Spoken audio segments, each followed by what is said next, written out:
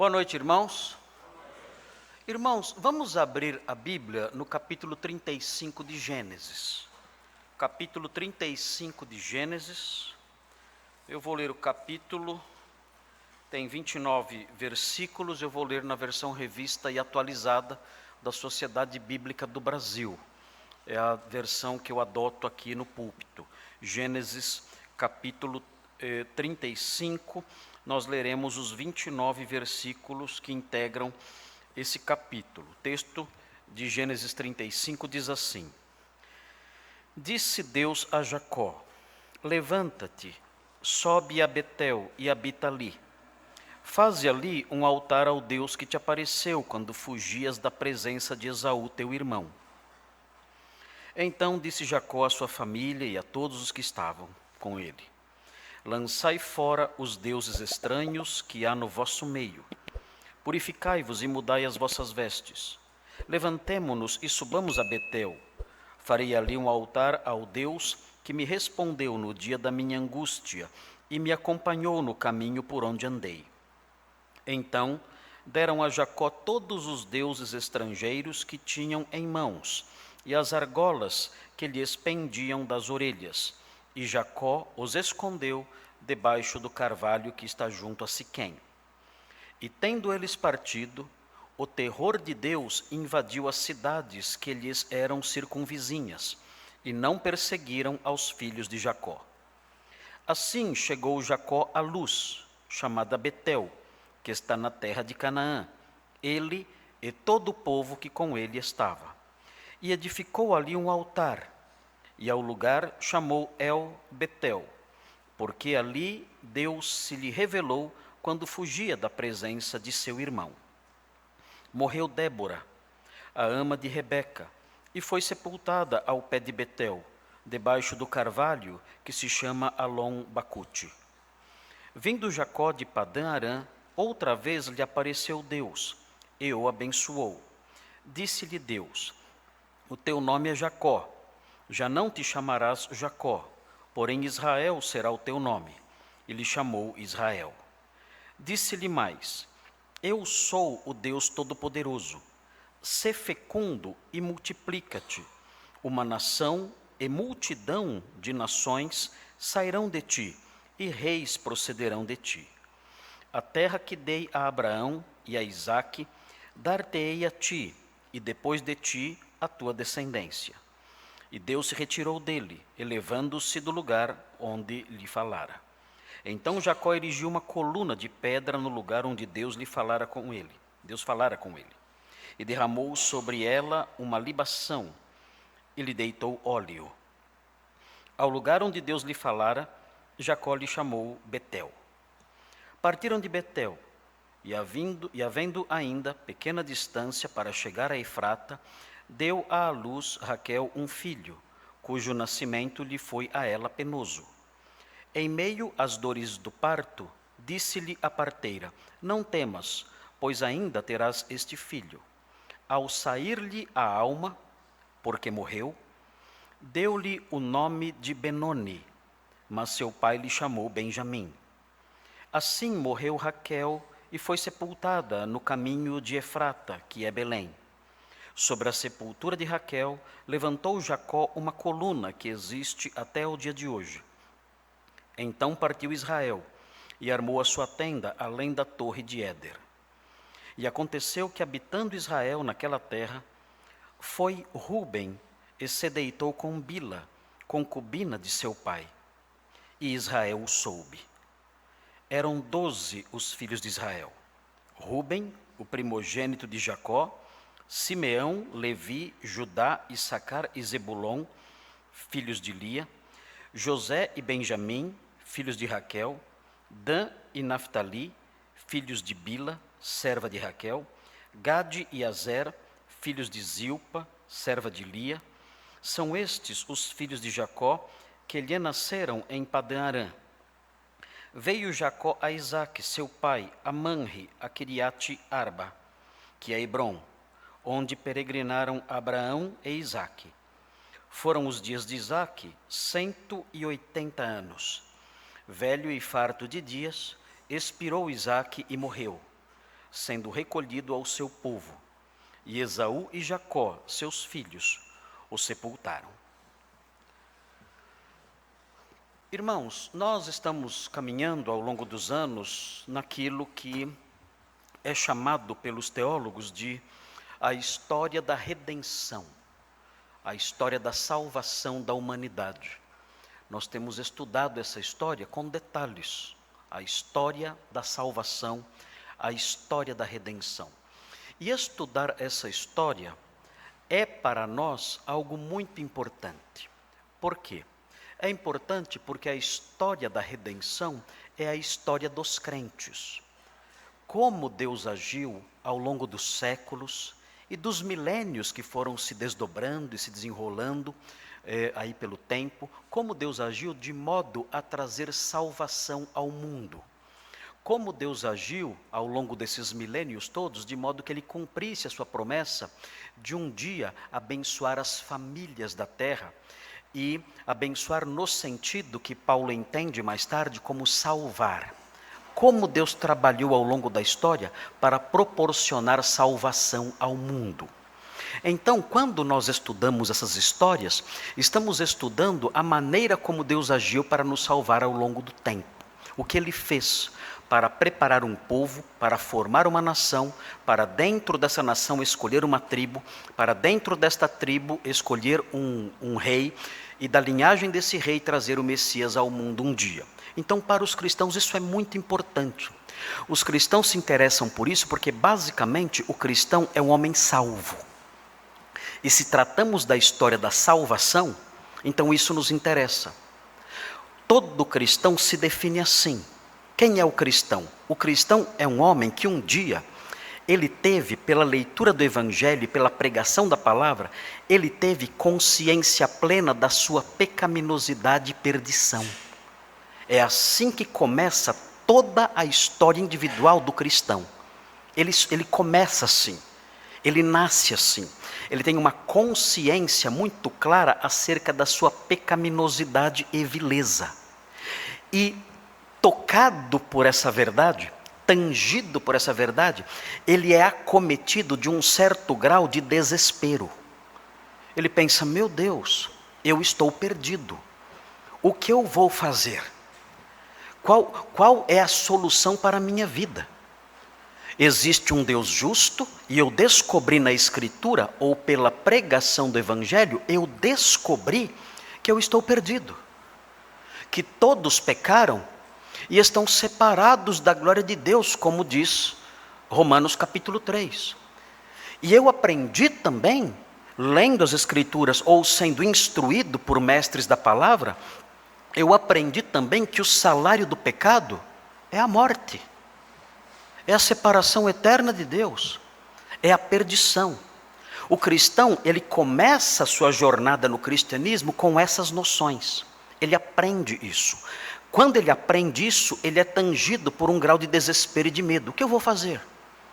É interessante, quando nós lemos um dos livros mais famosos da história do cristianismo, O Peregrino, de John Bunyan, nós aprendemos que a jornada do peregrino começa quando ele, lendo um livro, ele para de ler o livro, que no caso seria a Bíblia, ele para de ler o livro e diz, o que eu vou fazer? Essa é a primeira frase que sai da sua boca. O que eu vou fazer? E é assim que surge um cristão. Ele descobre a sua miséria. Ele descobre a sua condição deplorável diante de Deus. Ele não se avalia a partir dos padrões do mundo. Ele não se avalia a partir dos padrões da sua própria consciência individual, não. Esses padrões desaparecem de repente para ele. Como que iluminado pelo próprio Deus, ele descobre um outro padrão. Um padrão de santidade que é imposto pelo próprio Deus em sua palavra. E em face desse padrão ele descobre, meu Deus, eu estou perdido. Eu sou um pecador e não há esperança para mim. E na sequência dessa sua jornada de conhecimento do Evangelho, ele descobre, ele aprende, ele é ensinado. Ele lê isso na Escritura. De alguma forma, essa informação chega a ele. Ele aprende o quê? Ele aprende que o Senhor Jesus Cristo veio ao mundo, o Filho de Deus se encarnou, para sofrer as consequências da culpa dele, da culpa do pecador. Ele aprende isso, ele aprende que Cristo veio ao mundo, viveu aqui e foi punido em nosso lugar. A punição que era devida a nós, pecadores, foi aplicada a ele, sendo ele um santo substituto penal, um santo substituto jurídico. Ele aprende isso. E ele então pergunta: como eu posso me apropriar dessa magnífica substituição? E ele aprende no Evangelho: é pela fé. Eu creio em Jesus. Quando eu creio em Jesus como aquele enviado de Deus para morrer pelos meus pecados, quando eu creio nele, os benefícios dessa substituição são aplicados a mim. Eu então sou salvo. Esse é o cristão. O cristão é basicamente alguém que teve consciência da sua perdição, descobriu no Evangelho que Cristo morreu por ele, e crendo em Cristo então, recebeu uma nova vida. Há poucos cristãos. Nós tendemos a acreditar que todos os evangélicos são cristãos. A grande verdade, infelizmente, é que a maioria dos evangélicos nem sabe dessas coisas.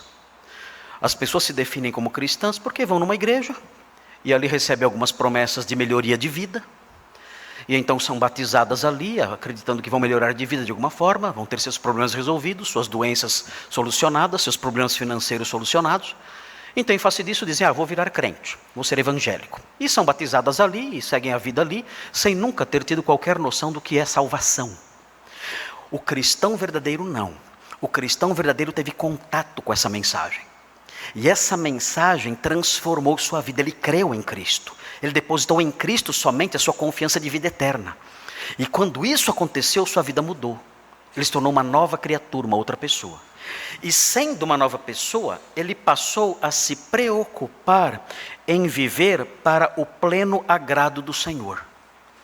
E como ele pode fazer isso? Como ele pode, agora sendo um homem novo, como ele pode, sendo agora uma nova criatura, como ele pode, sendo agora um homem salvo, como ele pode viver para o inteiro agrado do seu Senhor? Ele aprende, ele sabe, ele se interessa por isso. Essa preocupação é real nele. Ele não é alguém que vai à igreja, eventualmente ali, participa das diversas reuniões, e lá fora vive como os demais. Ele não é alguém assim, ele não quer ser assim. Ele não é alguém que tem vida dupla. Na igreja ele vem à igreja, e ele canta, e ora, e participa de tudo, e na segunda-feira ele tem uma vida idêntica à vida dos incrédulos. Seu linguajar é como dos incrédulos, a sua postura é como a dos incrédulos, as suas reações são como as reações dos incrédulos, tudo na vida dele, seus valores, seus pensamentos, tudo é idêntico aos incrédulos. Não, ele não é assim. Esse homem que foi salvo, quando entendeu o Evangelho e creu em Cristo, ele é transformado por essa fé. E ele passa então a se preocupar realmente, é uma preocupação autêntica nele, é uma preocupação sincera dele. Ele sabe que ele não é perfeito, mas essas suas imperfeições o incomodam mesmo. Ele sofre com elas. Ele olha para as suas imperfeições e diz: meu Deus, me ajude, eu quero consertar esse aspecto da minha vida. Eu quero mudar a minha vida nesse aspecto. Eu não posso reagir desse jeito. Eu não posso falar desse modo. Eu não posso tratar as pessoas assim. Eu não posso continuar nesse estilo de vida que eu tenho adotado. Eu tenho que mudar isso. Me ajude. E ele se esforça, e ele se dedica, ele busca a Deus para mudar de vida. E o Senhor o abençoa, o Senhor o ajuda, o Senhor o santifica. Ele vai crescendo espiritualmente.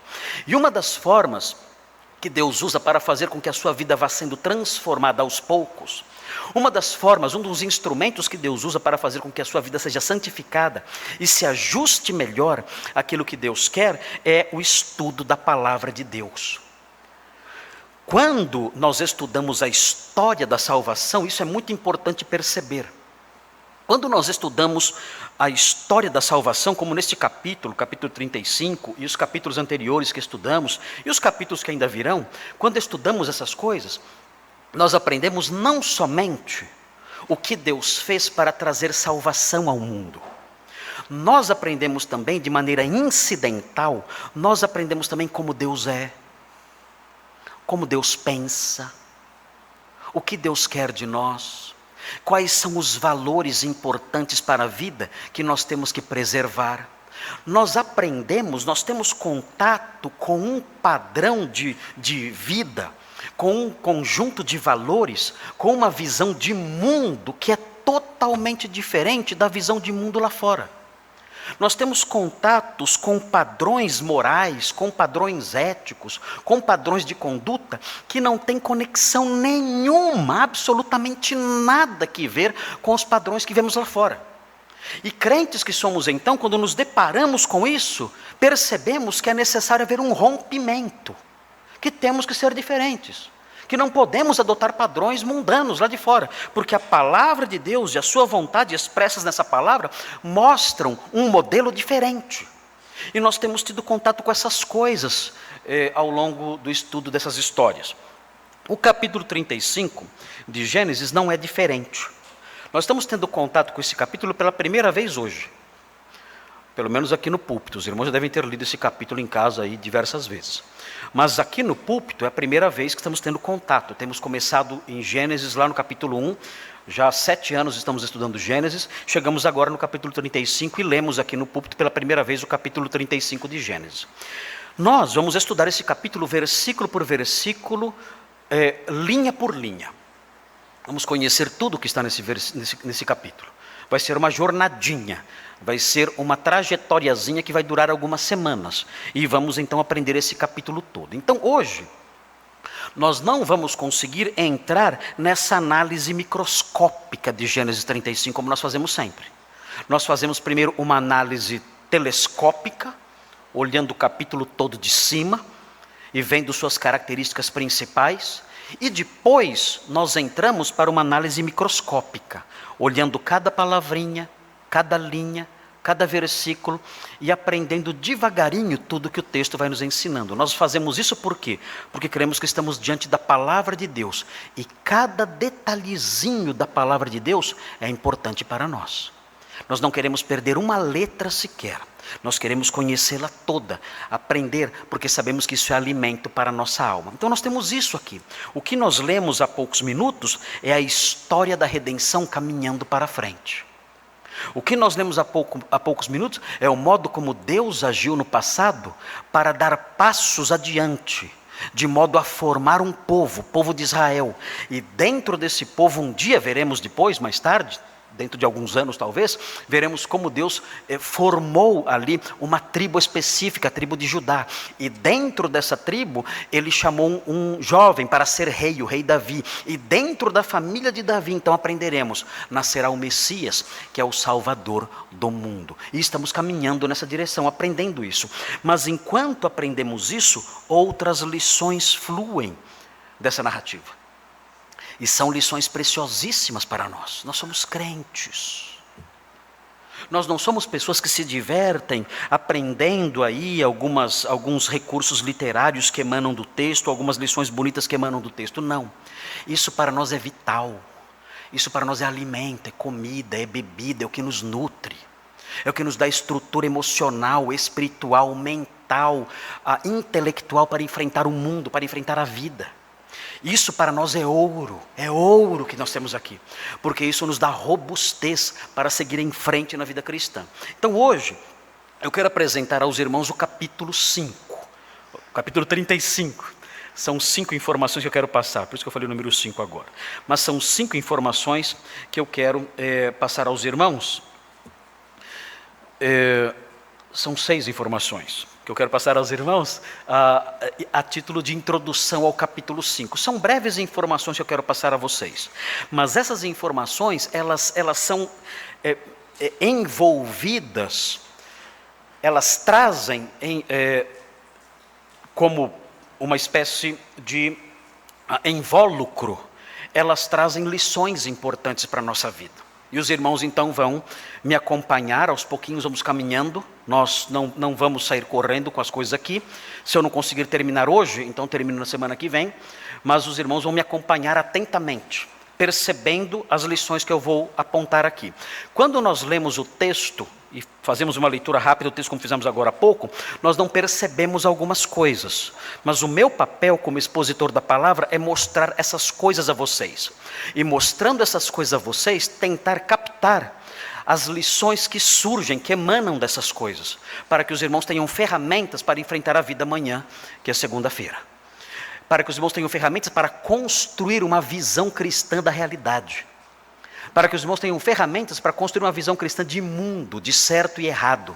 Nós não fomos jogados por Deus nesse mundo para vivermos à mercê das nossas próprias intuições. Não, nós temos uma bússola, nós temos direcionamentos, e isso é importante para nós. Se não tivéssemos isso, cada um de nós iria seguir a sua vida vendo como bem entendesse.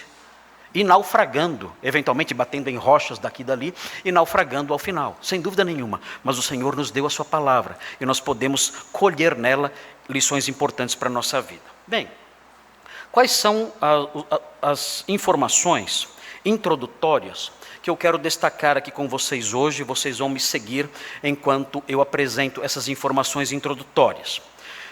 A primeira delas, os irmãos devem se lembrar, este capítulo apresenta o fim de uma das sessões chamadas sessões Toledote. Os irmãos se lembram disso? Só alguns se lembram, né? As sessões Toledote. O que é isso? Pastor, de onde você tira essas coisas? O que é isso? O que é uma sessão Toledote? Bem, é assim, o livro de Gênesis é dividido nessas sessões Toledote. Toledote significa gerações. Então, as sessões Toledote são as sessões que apresentam as narrativas sobre as diversas gerações.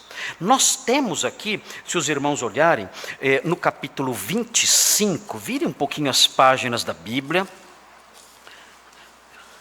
Esqueça os compromissos de amanhã, esqueça tudo. E mergulhe comigo nessas coisas. Veja, no capítulo 25, versículo 19, você tem a inauguração de uma longa sessão chamada sessão Toledote. Veja o que diz o capítulo 25, versículo 19. Diz assim: são estas as Toledote de Isaque. Aqui começa então uma sessão Toledote. E essa sessão Toledote vai contar a história de Isaque. E essa história vai seguir em frente, até chegarmos no capítulo 35, que é o nosso capítulo. E quando chegamos no capítulo 35, vemos o versículo 29. O que acontece no versículo 29 do capítulo 35? Veja aí na sua Bíblia. Velho e farto de dias, expirou Isaque e morreu.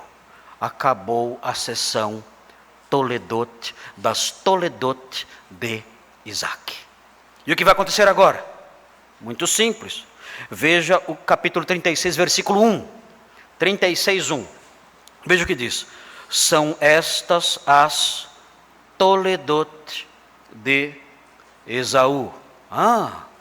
Começa uma outra sessão Toledote. Agora, a sessão Toledote que vai tratar de Esaú.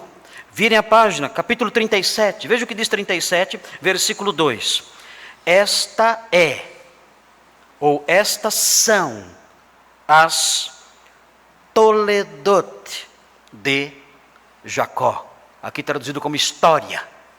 Estas são as Toledote de Jacó. E isso vai prosseguir até o final do livro. As Toledote de Jacó. Há outras, se os irmãos voltarem o texto bíblico até a parte inicial, veja o capítulo 2. Capítulo 2, vejam, é interessante notar isso. Veja o versículo 4. Estamos aprendendo como Deus montou sua palavra. O nosso Deus é um Deus organizado. Nós aprendemos algo da teontologia aqui, do caráter de Deus. Nosso Deus não é um Deus de badernas, de bagunça, não. O nosso Deus é um Deus de arte, de beleza, de organização. Ele é assim e Ele quer que nós sejamos assim também. Quando nós olhamos o modo como o Senhor estruturou a sua palavra, nós percebemos capricho, beleza, técnica, arte. Nós percebemos isso, organização. O Senhor Jesus, quando saiu da sepultura, Ele não deu um pontapé na pedra e saiu correndo. Não. A Bíblia diz que quando chegaram à sepultura de Jesus, eles olharam e viram que o pano que estava sobre a sua cabeça estava dobrado, enrolado e colocado num canto. Quem é o nosso Deus? Ele é assim. Ele se levanta dentre os mortos vitorioso. Ele poderia rasgar todos aqueles tecidos todos e arrebentar aquela pedra e sair vitorioso. Não. Ele se levanta, tranquilo. Dobra o paninho que estava na sua cabeça. Coloca o paninho num cantinho. Deixa tudo arrumadinho no túmulo, como o quarto de vários adolescentes aqui da igreja. Tudo arrumadinho. E ele coloca no cantinho e sai.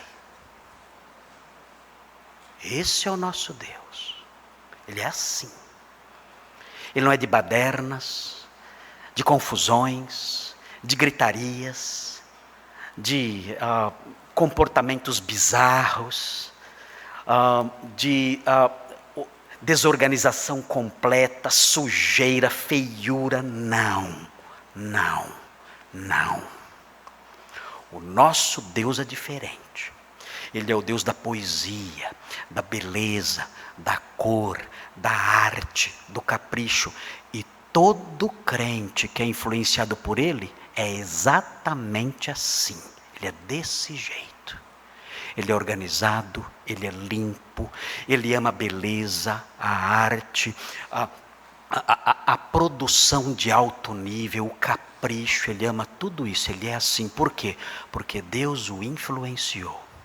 E nós percebemos isso na estrutura do livro de Gênesis. Veja, estamos falando das diversas divisões Toledote. Deus fez assim. O Espírito Santo, quando quis montar o livro de Gênesis, Ele quis dizer: olha, eu quero mostrar para vocês a minha arte literária, o modo como eu vou agir na construção deste livro, mostrando que é um livro organizado, bem estruturado, bem feito, bonito, organizado, com figuras de linguagem, com uma linguagem decente, com uma linguagem bonita, de tal forma que vocês possam aprender com mais profundidade por meio desse meu capricho. E nós encontramos então isso aqui. Vejam, por exemplo, 2:4. Vejam 2:4, uma seção Toledote. Fala assim: esta é as Toledote dos céus e da terra. É a primeira Toledote que aparece em Gênesis. E aqui ele dá o tom. Daqui para frente, várias virão. Veja 5:1, capítulo 5:1. 5:1 diz assim: este é o livro das Toledote de Adão. E aí começa uma outra seção Toledote. Veja o capítulo 6, versículo 9. 6:9. Veja o que diz: eis as Toledote de Noé. Mais uma seção Toledote. Vejam o capítulo 10, versículo 1. São estas as Toledote dos filhos de Noé. Veja o capítulo 11, versículo 10. São estas as Toledote de Sem. Veja o capítulo 11, versículo 27. São estas as Toledote de Terá. Vejam o capítulo 25, versículo 12. São estas as Toledote de Ismael, filho de Abraão. E assim ele estrutura o seu livro nas mais diversas Toledote. Esse é o nosso Deus e nós temos que aprender isso com Ele. Nós vivemos numa época em que a cultura ocidental está sendo marcada pela feiura. Os irmãos já viram as letras das músicas modernas? Que lixo, que esgoto, que chiqueiro. Já viram isso? Onde está a rima inteligente? Onde estão essas coisas? Onde está a beleza, a métrica, a perfeição na construção das frases. Onde estão essas coisas? Tudo isso desapareceu. Vocês já notaram a arquitetura moderna como é? Já compararam a arquitetura antiga com a arquitetura moderna? Já viram? A arquitetura antiga, todas as casas, mesmo as simples, tinham seus desenhos, seus enfeites bonitinhos. As casas de hoje são caixotes. São caixotes, quadrados, horríveis. Desculpem os arquitetos aqui, mas desculpem. Mas é só fazer um quadrado e está feito a planta da casa. Feio, não há mais beleza. Nós olhamos essas coisas, e as melodias? Não tem mais melodia. Às vezes eu ouço as músicas de hoje e vemos a pessoa só falando.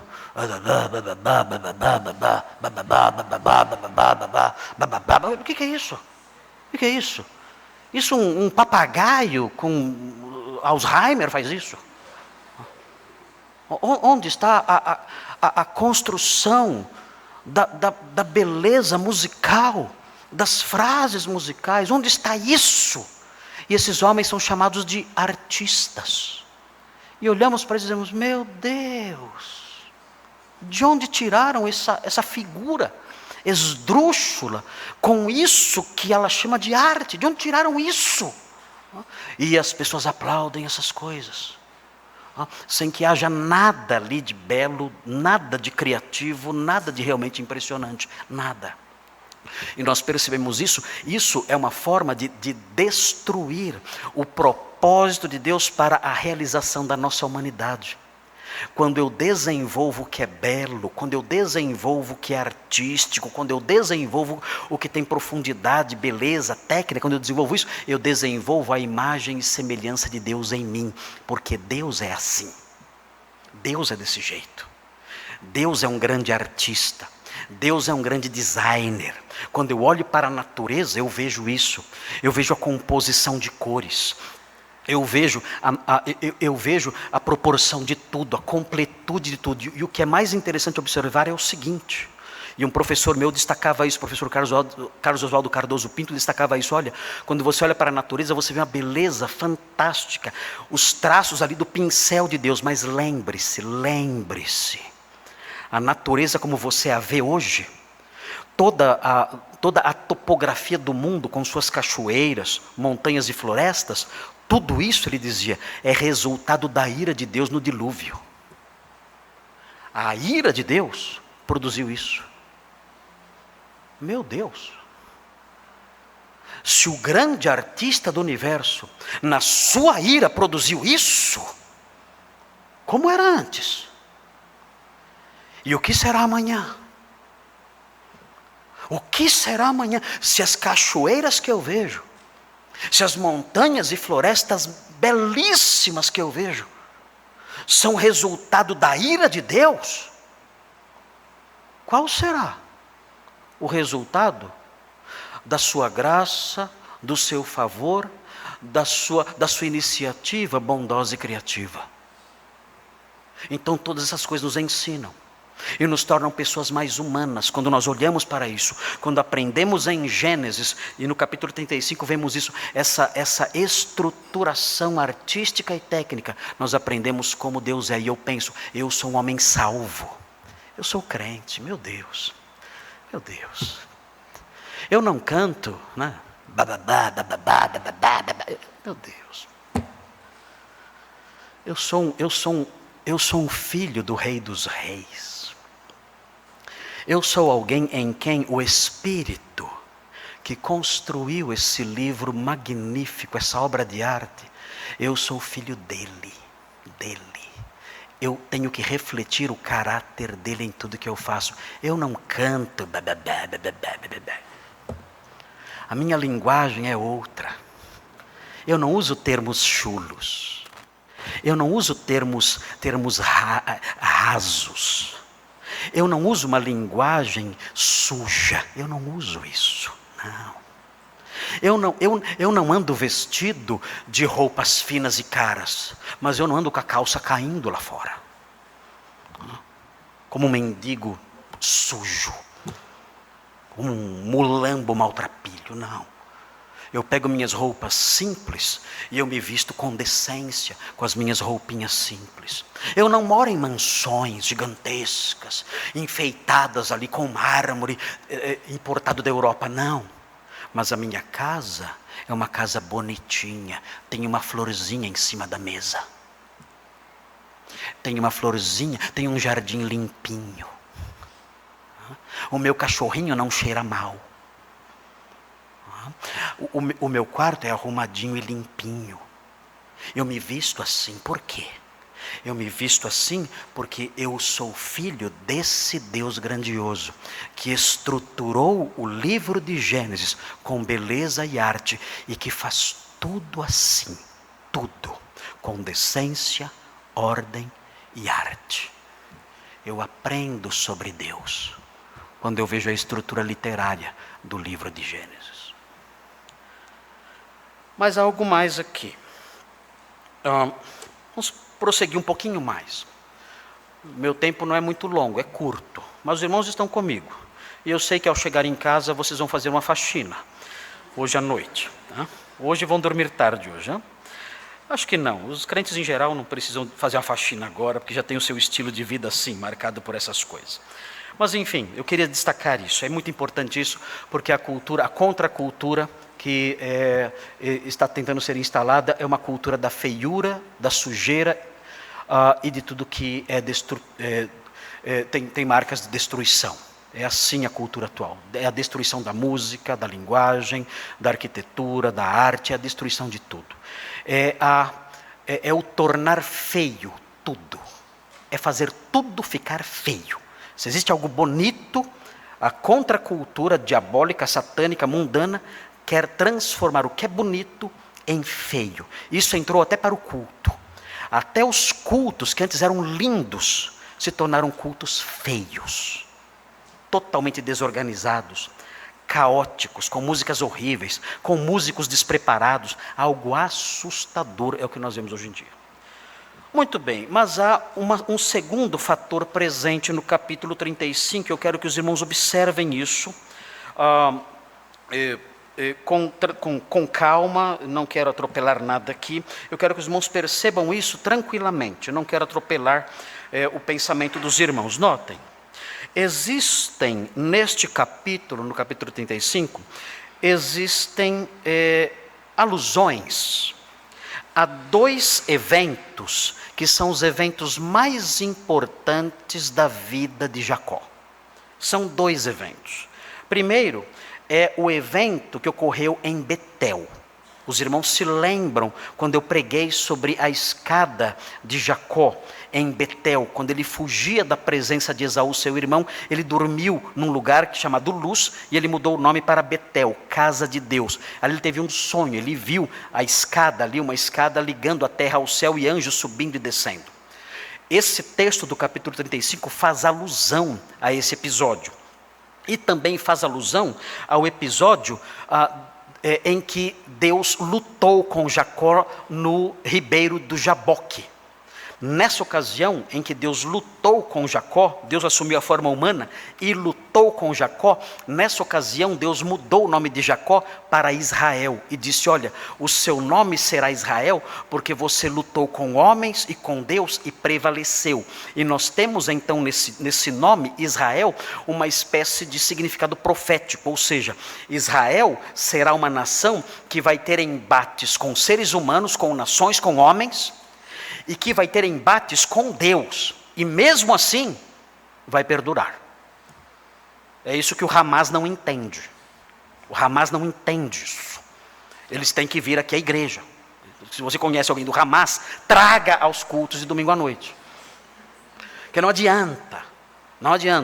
Alguns cristãos ingênuos pensam que o objetivo de organizações como essa é terra.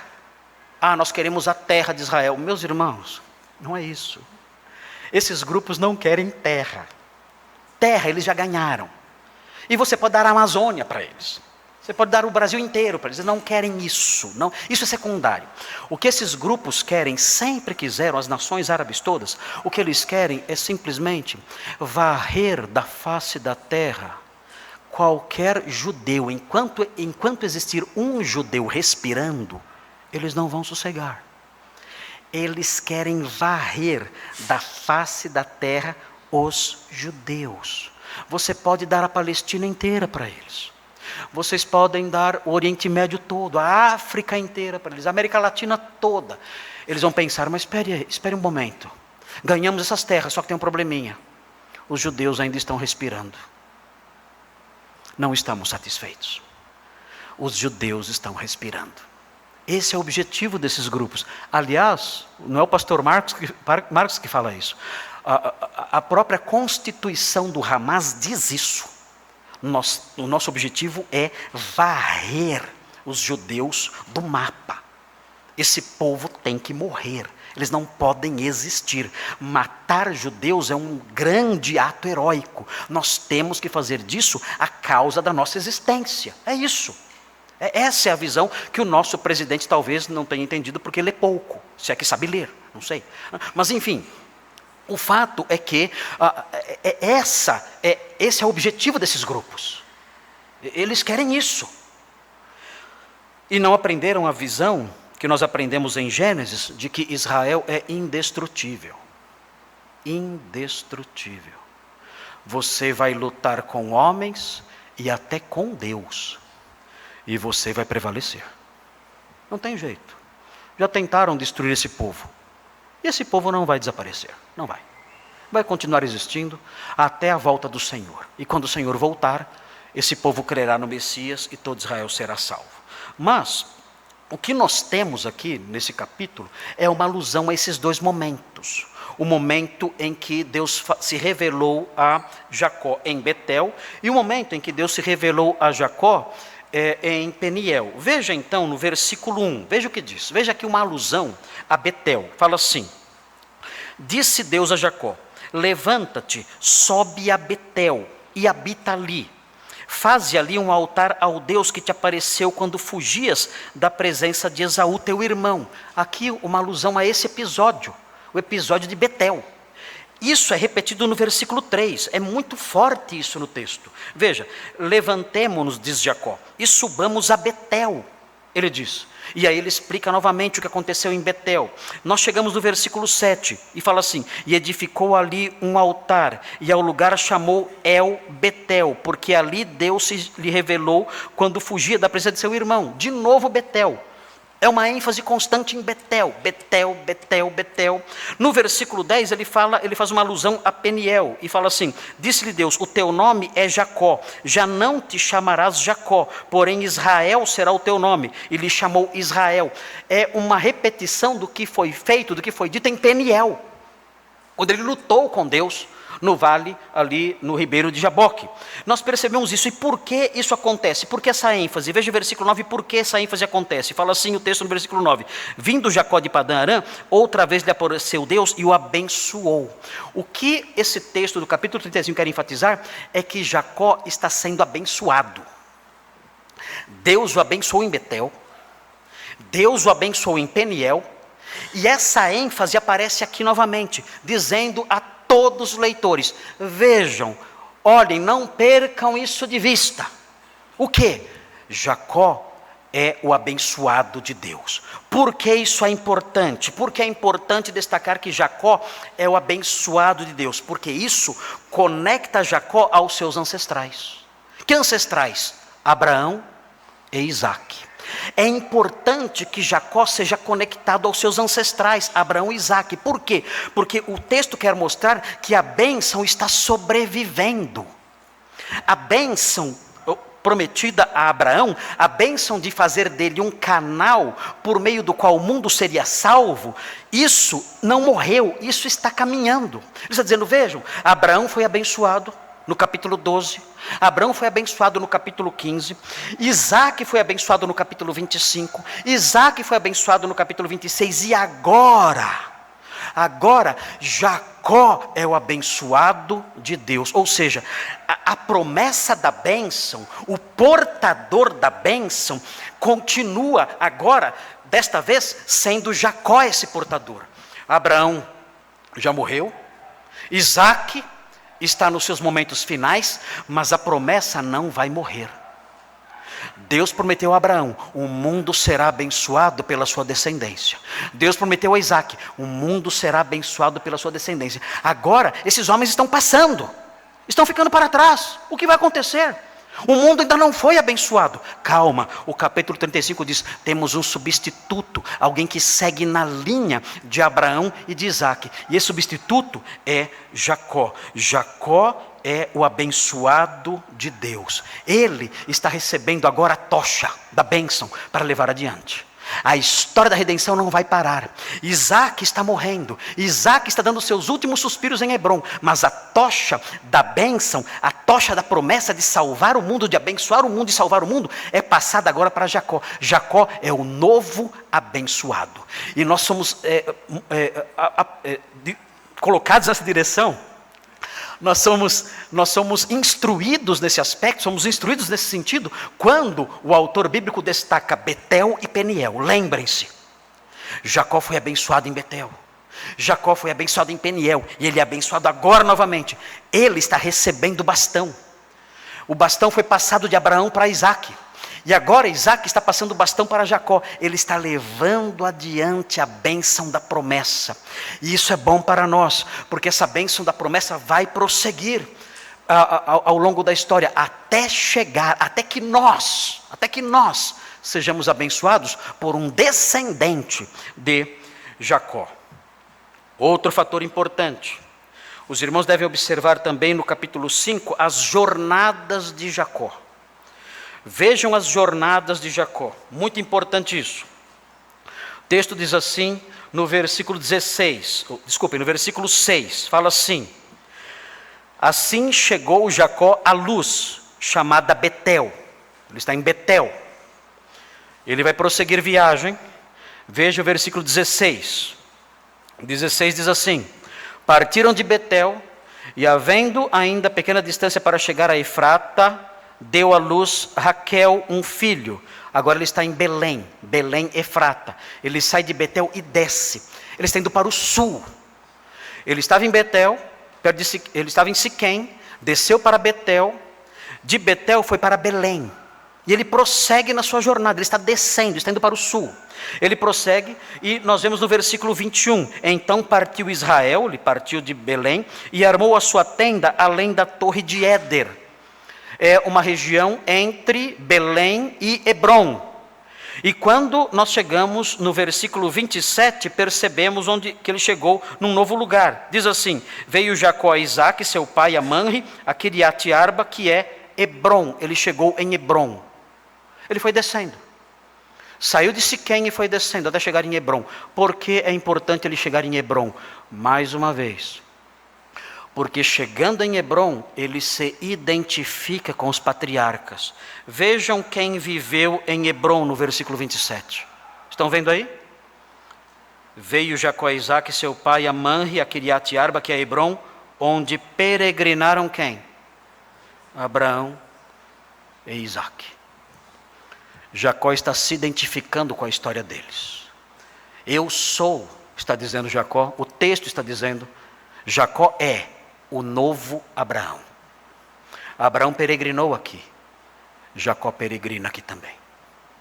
Isaac peregrinou aqui, Jacó peregrina aqui também. Existe uma conexão histórica entre Jacó, Abraão e Isaac. Ele está continuando a história da redenção. A bênção não para. A promessa de abençoar o mundo não para. A promessa de abençoar o mundo segue em frente. Existe uma outra lição importante aqui, e os irmãos devem observar agora. Os irmãos vão ver que no capítulo 35 existem 4 sepultamentos. É importante isso. Nós não gostamos de sepultamentos. Mas é impressionante como Gênesis nos ajuda a enfrentar os sepultamentos. É interessante observar aqui. É como se o capítulo 35 fosse estruturado para ser um capítulo de despedida. O capítulo 35 aponta para o fim de uma era. É interessante observar isso. E existem aqui então 4 sepultamentos. Vamos ver os sepultamentos. Os irmãos vão descobrir os sepultamentos aqui comigo. E nós veremos por que esses sepultamentos são importantes. São sepultamentos cruciais que nos ajudam a entender melhor a história. Vejam, o primeiro sepultamento aparece no versículo 8. É o primeiro sepultamento. Diz assim: morreu Débora, a ama de Rebeca, e foi sepultada ao pé de Betel, debaixo do carvalho que se chama Alon-Bacute. Débora, nós nunca tínhamos ouvido falar dela antes. Ela morreu e foi sepultada, ama de Rebeca. Quem é essa mulher? E por que ela aparece aqui? Que relevância ela tem? Você não vê no livro de Gênesis uma alusão à morte de Rebeca. Tão importante Rebeca, não é verdade? Mas não é mencionada a morte dela, como ela morreu. E Lia? Lia também é uma figura importantíssima na formação de Israel. Mas nós não temos nenhuma informação sobre a morte de Lia. Nós não temos. E de repente, nós temos uma informação sobre a morte de Débora, que nós nunca tínhamos ouvido falar antes. Ela aparece aqui. Ela era ama de Rebeca. Ela apareceu, na verdade, se os irmãos olharem no capítulo 24, ela aparece, mas ela não tem nome no capítulo 24. 24:59. Diz assim: quando Rebeca estava indo embora para se casar com Isaac, o texto fala assim: então despediram a Rebeca, sua irmã, a irmã de Labão, e despediram também sua ama, é a Débora, a ama de Rebeca. Mas ela nem é mencionada por nome aqui, parece que não tem muita importância. Despediram Rebeca e sua ama. Agora essa mulher aparece morando com Jacó, do mesmo clã de Jacó, na mesma família de Jacó, morando ali nas tendas de Jacó.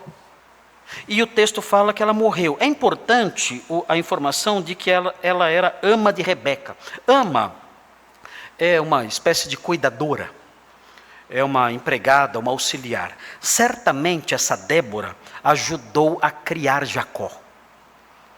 Certamente quando Jacó nasceu, eram gêmeos, e acho que os pais de gêmeos sabem como gêmeos dá trabalho. Eu não sei, graças a Deus não tive gêmeos, mas quem tem gêmeos deve ter uma ideia do quanto trabalho dá. Uma criança só já é um caos completo na casa. É muito trabalho, uma criança dá muito trabalho.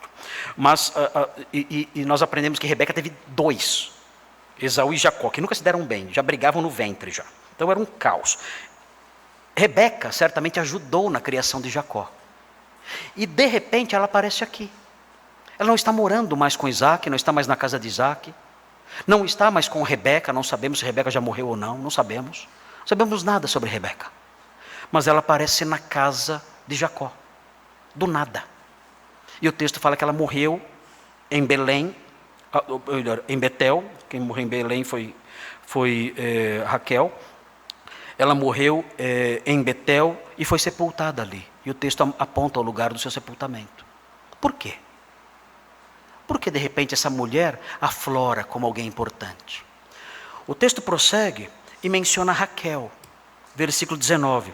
Assim morreu Raquel e foi sepultada no caminho de Efrata, que é Belém. Raquel também morreu. 2 mulheres muito importantes na vida de Jacó. Raquel foi a esposa que ele mais amou. E agora é narrado aqui que ela morreu também.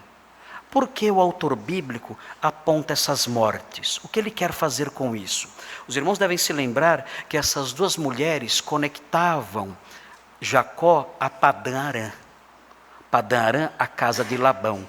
Quando elas morrem, todos os vínculos de Jacó com Labão e com Padã-Arã desaparecem. Quando elas são enterradas, qualquer conexão com aquele passado em Padã-Arã acaba. Jacó não tem mais conexão nenhuma com Labão e com a região de Padã-Arã. Ele agora está na terra prometida aos seus ancestrais. E o seu papel se desenvolve ali, naquela terra. Não há mais conexões. Morreu Débora, que veio de lá. Morreu Raquel, que ele encontrou lá, essas duas mulheres estão mortas. Ele não tem mais conexão nenhuma com Labão. O texto prossegue e fala que Isaque morreu. O texto fala no versículo 29, velho e farto de dias, expirou Isaque. É mais um que morre. Ao morrer Isaque, é interessante observar, isso põe fim a uma Toledote. Acabou. O passado Jacó ficou para trás. Padã Arã, a região a que pertencem essas mulheres, você pode esquecer. E o tempo em que Isaque era o detentor da promessa, também acabou. Nós estamos entrando numa nova era, numa nova fase, distantes de qualquer vínculo com Padã Arã. E agora é você que está com a tocha da promessa nas mãos. E mais, um futuro se desenha na sua frente. Quando nós olhamos o versículo 18, ao sair-lhe a alma, que é a alma de Raquel, porque morreu, deu-lhe o nome de Benoni, mas seu pai lhe chamou Benjamim. Veja, um futuro se mostra à sua frente. Pessoas do passado estão morrendo. Pessoas ligadas ao passado estão sendo sepultadas. E um novo futuro se desenha pela frente. Benjamim nasceu. É uma nova geração chegando. A história está caminhando. O passado ficou para trás. E estamos vendo diante de nós um novo horizonte. E nesse novo horizonte você vai na direção dele, levando consigo a promessa de que por meio dos seus descendentes, todas as famílias da terra serão abençoadas. Isso é muito importante. Para mim isso é muito importante. E eu vou dizer por quê. Esse texto, ao mostrar isso, as gerações morrendo e novas gerações chegando, e o autor bíblico querendo com isso mostrar que houve um rompimento com o passado, isso é importante porque nos ensina como Deus trabalha na história. Deus trabalha na história, aniquilando gerações. Você vai dizer, mas pastor, isso é óbvio. Sim, é óbvio. Mas o livro de Gênesis coloca isso na nossa mente para que nós não vivamos a nos lamentar pelas gerações passadas. Eu, pessoalmente, sou muito saudosista. Eu tenho saudades das gerações passadas. Dizendo, elas eram tão boas. As pessoas eram diferentes. A sociedade era diferente, o mundo era diferente. Eu tenho saudades. Eu vivi toda a minha juventude sob o militarismo. Sob o regime militar. Que é tão atacado hoje em dia. Irmãos, eu morro de saudades do regime militar. Morro de saudades. Pastor fascista, chame do que quiser. Foi tão bom. Era tão bom. Eu tenho saudades das igrejas da época. Naquela época as igrejas funcionavam de uma forma que nós não vemos hoje. Hoje as igrejas emporcalham o evangelho. Na época não. Na época as igrejas eram simples, tinham seus problemas, mas nem de longe eram como as igrejas de hoje que só envergonham a fé. Não era assim. As crianças eram instruídas. Eu me lembro dos domingos de manhã. Meu pai colocava um disco evangélico na vitrola. Vocês nem sabem o que é vitrola. Mas ele colocava um disco na vitrola. E nós então acordávamos ao som daquele disco, tocando hinos do... qual é o nome daquele cantor? Amorim, lembra? Deve ter ouvido muito. Luiz de Carvalho. Os irmãos nem sabem o que é isso. O Ivan cansou de ouvir essas músicas do Luiz de Carvalho. E nós então acordávamos cedo ouvindo Luiz de Carvalho cantando aqueles hinos maravilhosos. E eu me trocava, faceiro, colocava minha melhor roupinha. Geralmente eram roupas de bazar, mas era a minha roupa de domingo. E eu colocava então a minha gravatinha borboleta. Sabiam disso? Eu usava gravatinha borboleta. Colocava uma gravatinha borboleta, a minha camisa branca, o meu shorts azul, a minha meia 3/4. Meu sapatinho preto, e eu ia para a igreja de mãos dadas com meu pai. E no caminho nós nos encontrávamos, as ruas iam se encontrando e os crentes iam se encontrando no caminho. E então eles no final se juntavam todos eles, aquele bando de crentes indo para a igreja juntos. E nós chegávamos na igreja e começava a tocar o prelúdio e nós cantávamos. Meus irmãos, Eu morro de saudades. Eu morro de saudades. Eu sofro. Você não tem ideia como eu sofro. Quando eu vejo na internet aqueles cultos, aquelas pessoas, aqueles pregadores, aquela gente, meu Deus, que vontade de morrer. Me leva daqui, eu não aguento mais esse lixo, eu não aguento, a minha cabeça tem um limite para o lixo, e já atingiu esse limite há muito tempo, eu não suporto mais isso, eu não suporto tanto lixo sendo derramado o tempo todo com a capa de evangelho, com a linguagem de evangelho, o perfil lá de igreja, que igreja? Vocês são um bando de porcos, vocês não sabem o que é uma igreja. Isso me cansa, isso me destrói, isso me mata. Eu digo, como eu queria ser Deus por um minuto. Todos os raios do céu mandaria para esses lugares. Como eu queria ser Deus por um minuto. Isso me faz sofrer. E então me aproximo de Gênesis. E o livro de Gênesis mostra que as gerações passam. Marcos, Débora morreu. Marcos, Raquel morreu. Marcos, Isaac morreu. O que nós temos agora, Senhor? O que vocês têm agora? Vocês têm os 12 filhos de Jacó, assassinos cruéis, que mataram os homens de Siquém. Meu Deus! Meu Deus! As gerações estão piorando. Débora morre, Raquel morre, Isaac morre, e o que surge? O que surge? Os 12 filhos de Jacó, com as mãos sujas de sangue. Mas lembre-se, eu faço as gerações prosseguir, e o que é mais fantástico, meu Deus, como isso me consola, a história da redenção caminha, mesmo com as gerações piorando mais e mais. Marcos, as gerações estão piorando, mas a minha história, o meu plano, continua a caminhar. A geração de Isaac não era tão suja quanto a de Jacó, mas o meu plano caminhou na geração de Isaac. Na Toledot de Isaac, o meu plano caminhou, e o meu plano vai caminhar na Toledot de Jacó. Mesmo essa Toledot sendo tão suja, ele caminha. Então anime-se, meu servo, anime-se, meu filho, anime-se. As gerações vão piorando cada vez mais, mas o meu plano continua marchando. Nada detém os meus planos. As gerações perversas não são capazes de deter o meu plano. Aprenda isso em Gênesis 35. Aprenda que as gerações perversas não fazem o meu plano parar. Ele continua caminhando mais e mais, e indo para frente, sem parar. Eu sinto saudades da vitrola. Sinto saudades do Luiz de Carvalho.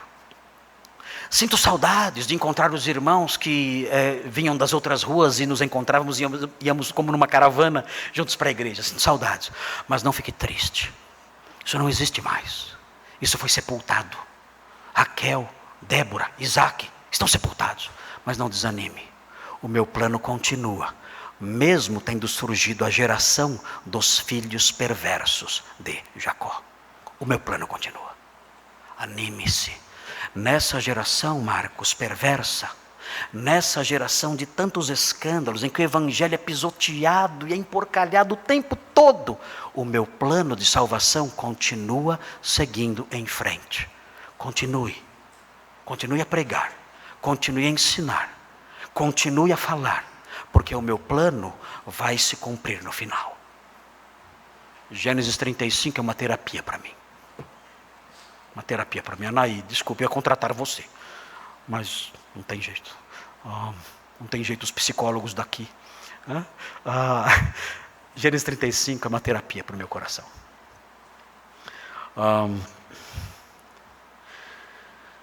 Existe algo mais aqui.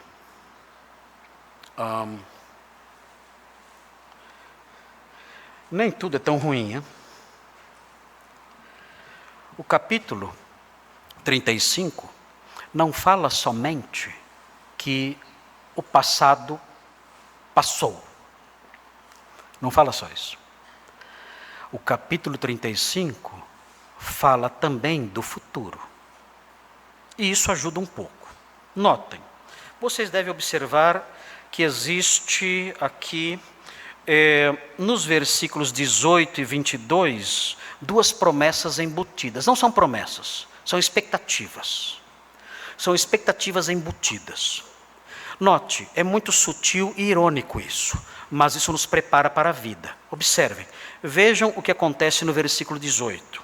Diz assim, é algo ligado ao futuro. Ao sair-lhe a alma de Raquel, porque morreu, deu-lhe o nome de Benoni, mas seu pai lhe chamou Benjamim. Aqui é um filho de Raquel, chamado Benjamim. Isso é bom. Um futuro novo se abre. Jacó, nem todos os seus filhos são perversos. Nós temos os filhos de Raquel, são dois, José e Benjamim. E esses moços serão moços livres de culpa.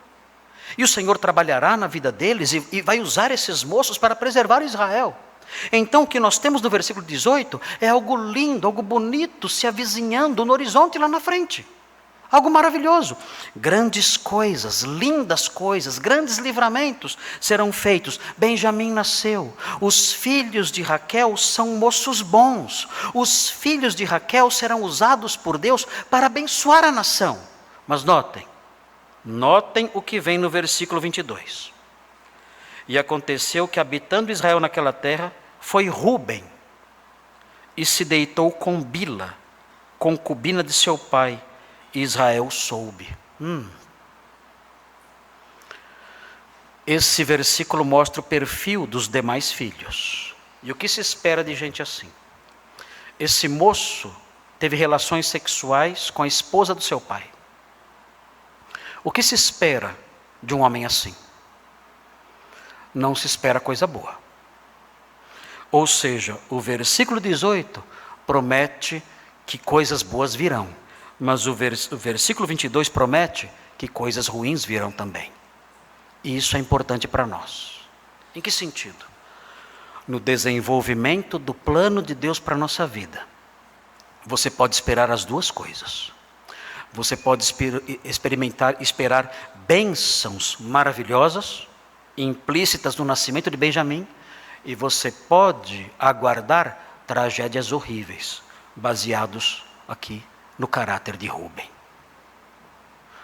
No desenvolvimento do plano de Deus estão incluídos livramentos maravilhosos, bênçãos maravilhosas e também desgraças assustadoras. Prepare-se. As duas coisas. É curioso quando você ouve os coachings pregando, eles falam assim: Deus tem um plano maravilhoso para a sua vida. Ah, que lindo. Isso enche qualquer estádio. Deus tem um plano maravilhoso para a sua vida. É só você se apropriar. Nossa, que lindo, é mesmo. Descobriu o segredo da vida.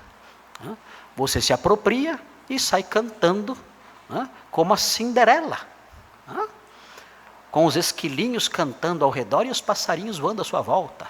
Puxa, muito bem, grande teólogo você.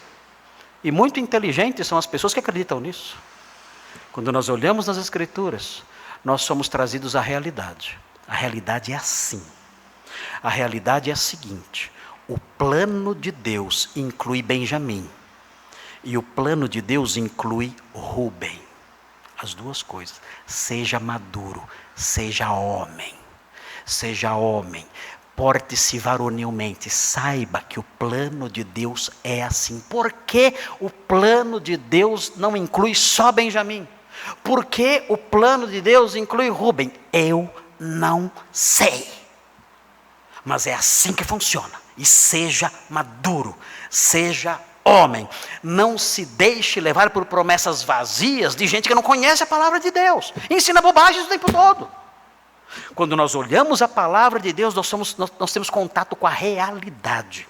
E aprendemos o plano de Deus maravilhoso de salvação, de livramento, de glória. Esse plano é um plano que inclui tragédias horríveis e não somente bênçãos maravilhosas. É um plano que inclui Benjamim com todas as maravilhas que virão com ele. Mas é um plano que inclui Rúben, que é perverso, mau e só trará tristezas para o seu pai. E terminando, temos que amadurecer, irmãos. Temos que amadurecer. Não podemos dar crédito a invencionices, a coisas vazias, a promessas tolas e ingênuas. Temos que lembrar, o plano de Deus inclui tragédias e não somente coisas lindas. E eu disse aos irmãos, para terminar, eu disse aos irmãos que o texto tem 4 sepultamentos. Mas eu só falei de 3. Falta um. Onde está o 4º sepultamento? Onde está?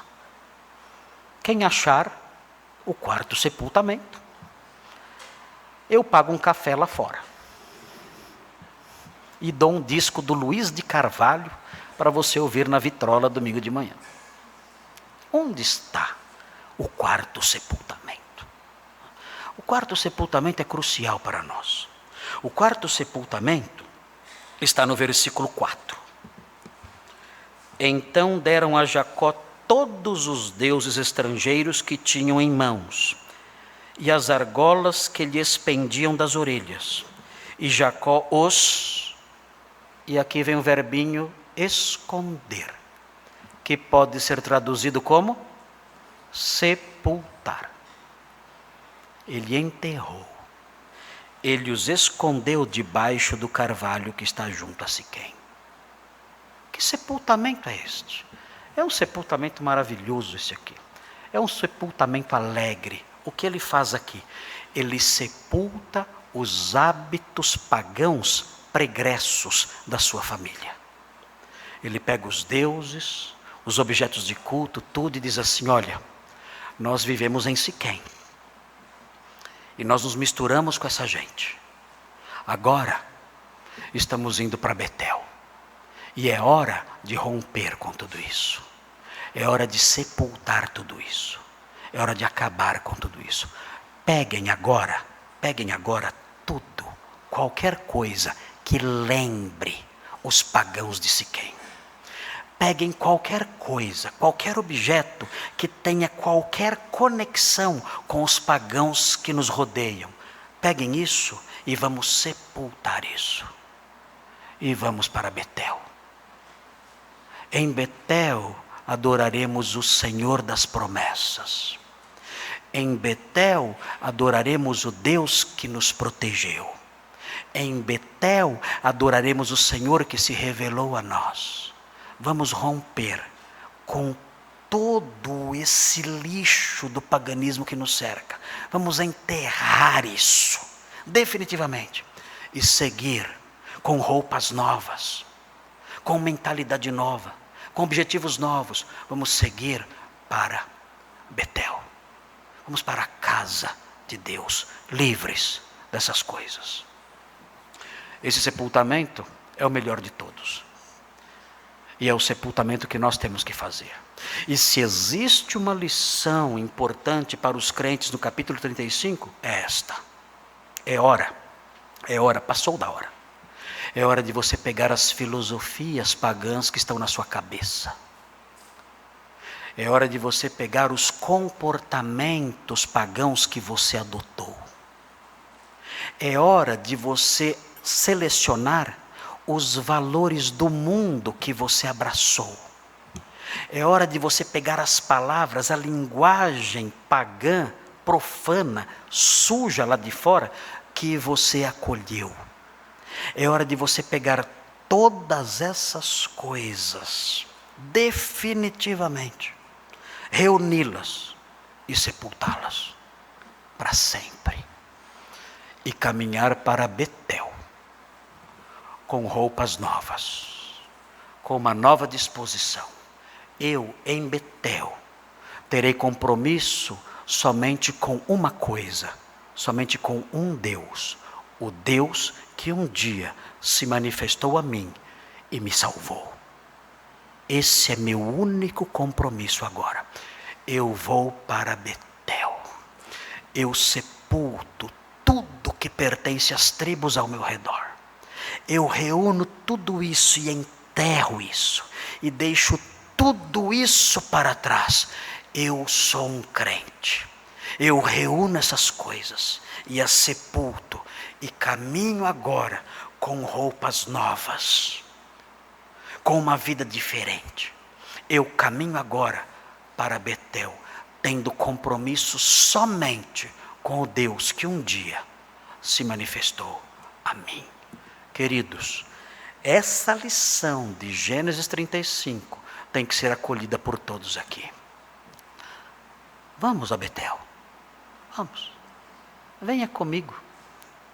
Venha comigo. Hoje, agora, meu Deus. Agora. Não precisamos manter esses ídolos nem um dia a mais, nem um segundo a mais. Essas ideias, esses valores, essas filosofias sujas aí de fora, esse comportamento, tudo que nos cerca, tudo que é tão sujo, tudo que não tem nada que ver com o Evangelho, com a palavra de Deus. Vamos pegar todas essas coisas agora, hoje. Nós podemos fazer isso agora, nesta noite. Pegue tudo isso, seus vícios, sua linguagem, seus hábitos, seus amigos perversos, seus costumes maus, seus discursos ruins, suas crenças profanas, seu estilo de vida que desagrada a Deus, tudo isso, tudo. Sepulte isso de uma vez por todas. Sepulte isso, enterre isso, acabe com isso. E vamos juntos com roupas novas. Vamos a Betel. Vamos adorar o nosso Deus com as nossas roupas novas, com o nosso novo modo de pensar, com o nosso novo modo de viver, de falar e de andar. O modo que o nosso Salvador nos ensinou, que o Deus que se manifestou a nós um dia nos ensinou. Vamos a Betel. Enterre essas coisas agora. Enterre tudo agora. Tudo que desagrada a Deus, enterre agora. E venha. Vamos juntos.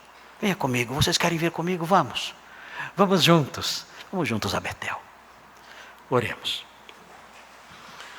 Senhor Deus, queremos te adorar ao Senhor apenas, queremos ter compromisso somente com o Senhor e com nada mais, nada mais. E como é maravilhoso ver isso no livro de Gênesis. É maravilhoso ver essa disposição em Jacó.